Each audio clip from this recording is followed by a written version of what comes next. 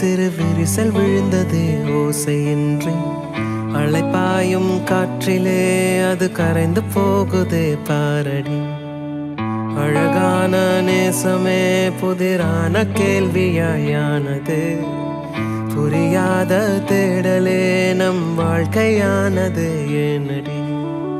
நதியில்லா காடாக மதியில்லா வானாக அலையில்லா கடலாக ஆவதோ பிரியாதிரு. வழிய